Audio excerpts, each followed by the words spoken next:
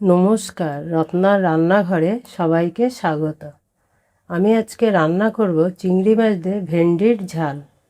চিংড়ি মাছ দিয়ে ভেন্ডির ঝাল তৈরি করার জন্য আমি নিয়েছি এখানে 200 গ্রাম চিংড়ি মাছ। চিংড়ি মাছটাকে ভালো করে ধুয়ে খোসা ছাড়িয়ে নিয়েছি। ভেন্ডি নিয়েছি এখানে 250 গ্রাম। ভেন্ডি তোমরা সবসময় ধুয়ে তারপরে কাটবে, কেন এর একটা লোদ ভাব আছে, কেটে ধুলে লোদ লোদ করবে। আগে ধুয়ে নেবে, তারপরে ভেন্ডি কাটবে। তো এখানে বড় সাইজের ভেন্ডিগুলো 3 টুকরো করেছে, আর ছোট ভেন্ডিগুলো 2 টুকরো করেছে। এরকমভাবেই তোমরা কেটে নেবে, এরকম সাইজের। চিংড়ি মাছটা মেখে নেব। হলুদ হাফ চামচ, নুন হাফ চামচের থেকে কম, সর্ষে আর কাঁচা লঙ্কা পেস্ট করা 2 চামচ। এতে দিয়ে দেবো একটু কাঁচা সর্ষের তেল।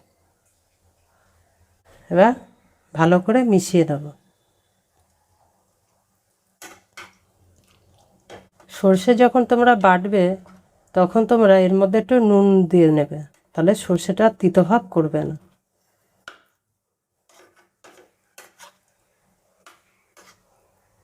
ভালো করে মাখা হয়ে গেছে, এরকমভাবেই তোমরা মেখে নেবে। কড়াই গরম হয়ে গেছে, এবার সর্ষের তেল দিয়ে দেবো।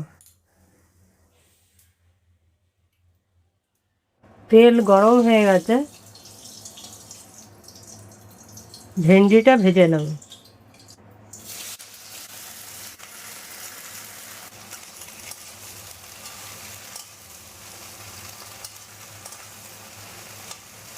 ভেন্ডিটা মাঝের মধ্যে একটু নেড়ে দেবে, নাহলে একদিকে ভাজা হবে আর একদিকে ভাজা হবে।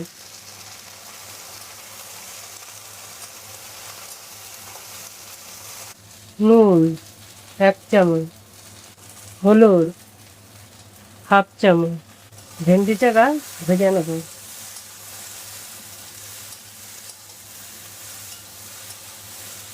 ভেন্ডি ভাজা হয়ে গেছে, এবার নামিয়ে নেব। এরকমভাবেই তোমরা ভেন্ডিটা ভেজে নেবে।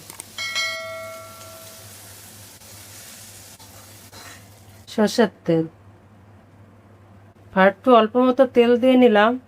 চিংড়ি মাছে তো তেল দেওয়া আছে, এর জন্য এখানে অল্প মতো তেল দিলাম। ফোড়নে দেবো কালো জিরে সামান্য। কালো জিরেটা একটু নেড়ে চেড়ে নিয়েছি, এবার দিয়ে দেবো মেখে রাখা চিংড়ি মাছ।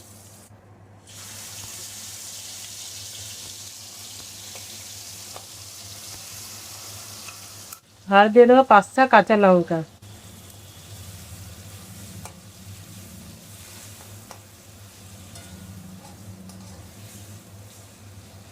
এর মধ্যে এবার দিয়ে দেবো ভেজে রাখা ভেন্ডি।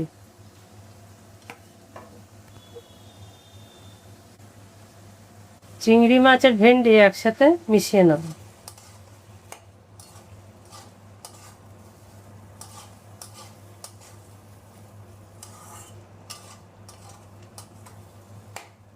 এর মধ্যে এবার দিয়ে দেবো সামান্য জল।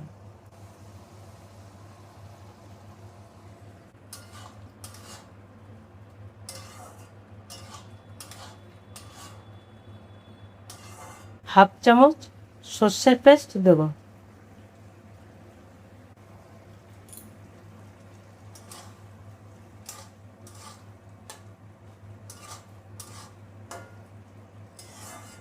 এটা তোমরা জল দেওয়ার পরে একটু ফুটে গেলে এই সর্ষে বাটাটা তোমরা দিয়ে দেবে।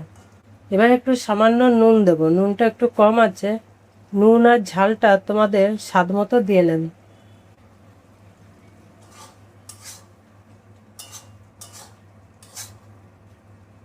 চিনি হাফ চামচ।